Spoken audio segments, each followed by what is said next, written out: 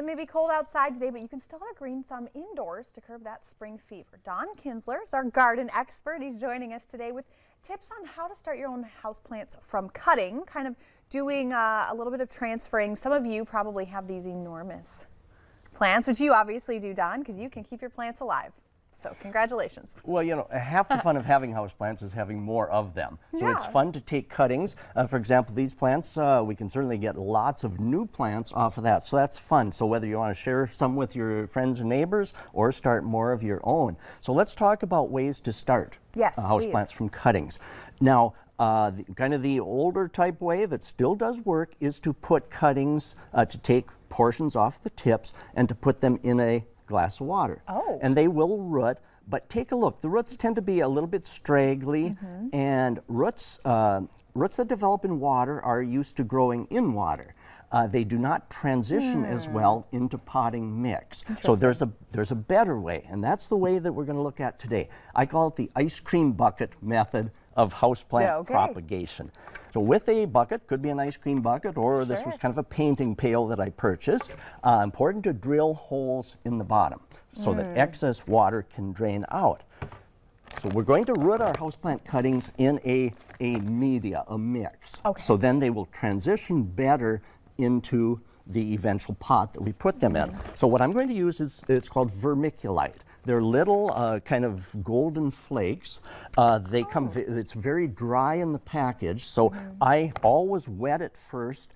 Yesterday I wet it right in the bag, mix it up good. It's much easier to use. So I'm going to fill up the bucket there, about half to 2/3 of the way, with this pre-wetted vermiculite. Yeah, about like that. All right. And the vermiculite, you will find at garden centers. See, it's a golden flecks, and moistened down, it's much easier to work with. Okay, tap it down just a little bit. Now, the cuttings that we take, I snipped off cuttings from the tips of these plants. So the best cuttings are around 3 inches of stem length. So this is an arrowhead plant. I've got a peperomia, and even a little jade plant cutting. Now I've removed the leaves from the lower parts of the stem. Next, there's a product that does help plants to root better, and that's a rooting powder. It's a hormone product that you can buy at garden centers. So we're going to use that. So now to do our cuttings, first of all, to get the rooting powder to stick, you moisten, now I'm just dipping it in water. You moisten the base of the cutting. I've poured a little of the powder down in a little dish, put a little on. Okay, then just poke my finger into the mix, insert the cutting, pack it down around, and we'll do that with these others. Okay, moisten, put a little of the mix on, poke my finger in, insert the cutting. Okay, and similar with that one. Now we can get probably 6 to 8 cuttings in that. The next step then is to water it thoroughly.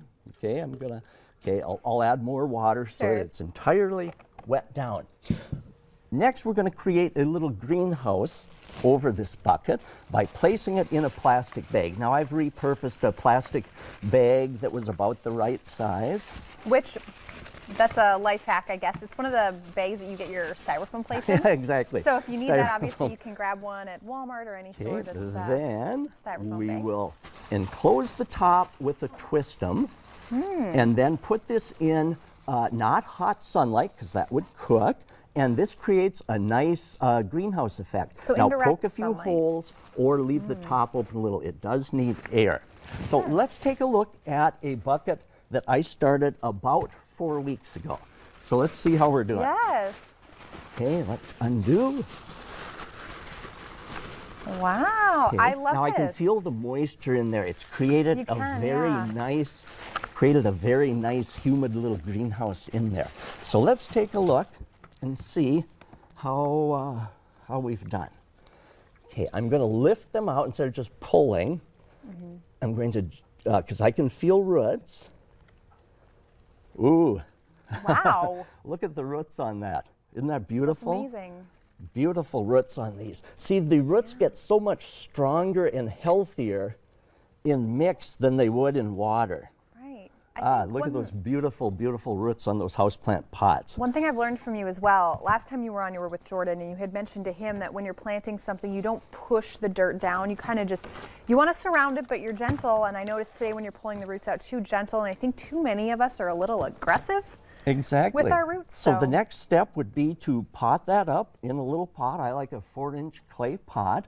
And so again, with a good all-purpose potting mix, I wet it down the day before. We don't need rocks or anything in the bottom. Put a little mix in, put in the plant, add the potting mix around, tuck that root in. Wow.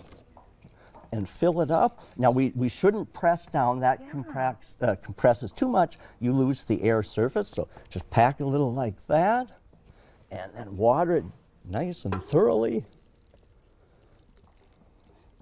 That's a healthy plant right there. Okay, and make sure that you fill the pot up nicely, and then the watering will settle it so that you don't leave the plant too deeply in the pot. Oh, thanks so much, Don. What an awesome thing to learn today. I know I've struggled with keeping my houseplants alive, but I've been following kind of what you've been saying, and actually I got a cutting from Summer a few months ago. It's the only thing that's ever lived in my home, and thanks to you. So thank you again for coming on the show. Thank you. Absolutely. Well, coming up next, do your aches and pains keep you on the sidelines? Swanson Health is joining us to talk about joint health.